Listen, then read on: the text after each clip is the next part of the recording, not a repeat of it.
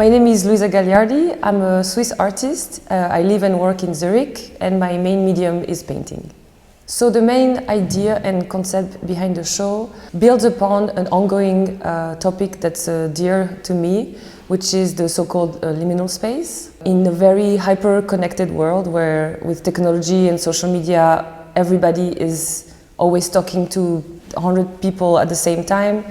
I feel like more and more real human interaction in real life becomes more and more frightening, and to show your unedited, unfiltered self becomes more and more difficult. So the title of the show is Deep Breath, and as you will see in the show, nature is taking kind of a first role in it, but even if nature seems like the main character, the human hand is still very prominent in it. So for example, in a painting like Trespasser, you can see a fox grazing onto someone's garden, but quickly you realize that the green hue gives you the clue that it's being seen through a motion sensor camera, which again brings the human control in it. So we don't go out in nature to try to see a fox, but we wait for the camera to show it to us in the comfort of our home through the screen. In another piece, which is called Golden Hour, and the Golden Hour refers to this sort of beautiful hours that's very often used in historical painting. And you see this figure seemingly leisuring and relaxing into this grass, but the main topic, the main character is really this bale of hay, which has been compacted, and sort of the heavy machinery is very highly suggested in this, and again is the heavy hand and the cataloging and the harvesting of the human again taking over the beautiful nature. In the painting Counting Sheep, again there is a depiction of this group of sheep that again relates to historical painting that seems like seemingly beautiful sheep just grazing, but then you can see that they've all been sprayed and catalogued with this so almost toxic looking green, which again brings the human hand into it, and the control that we feel like we had to bring into the world in order to feel secure, but really are doing the opposite. So my process to create a painting, my main tool is my computer. I still start from like a blank canvas onto my screen using the software. There is a big conversation with AI, which I find really interesting, but unfortunately I don't have any magic trick or magic filter to create the images, so it's very much the mouse is really my paintbrush, and I really create from scratch my paintings. What is beautiful with this process is that I can sketch and produce the final piece at the same time. The tool of the computer allowing me to change my mind on hues, on formats until the very end. And I like to work on a body of work simultaneously, so many paintings at the same time,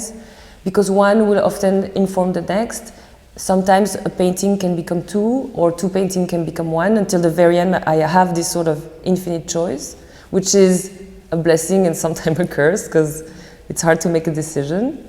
And so once I feel satisfied with the image, it's then printed onto a PVC vinyl, which I really loved for its glossiness and its reference almost to a screen, and almost has a skin-like feeling to it. And at the end, as maybe an ode to painting, what I would say analog painting, I will add a last layer on some parts with non-paint in a way, mainly varnishes, sometimes nail polish, which is kind of like my way to sign the painting. As the viewer walks around the painting, if the light catches it at the right time, the glitter and the nail polish almost gives a wink to the viewer.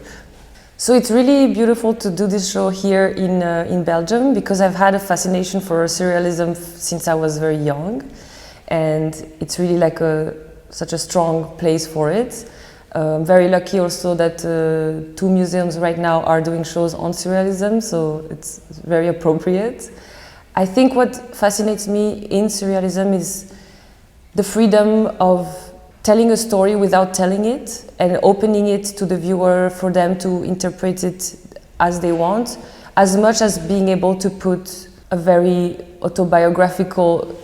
aspect to it. I love again, the liminal space that it creates, this sort of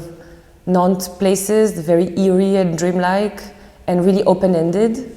for the lecture and for the reading of it and for what I want to say to the viewer. It's been really interesting to also play with scenography for this show. So I wanted to create this maze, labyrinth, for the viewer, putting these 9 sort of panels or columns and obstructing some of the path with the paintings themselves, giving the viewer a false sense of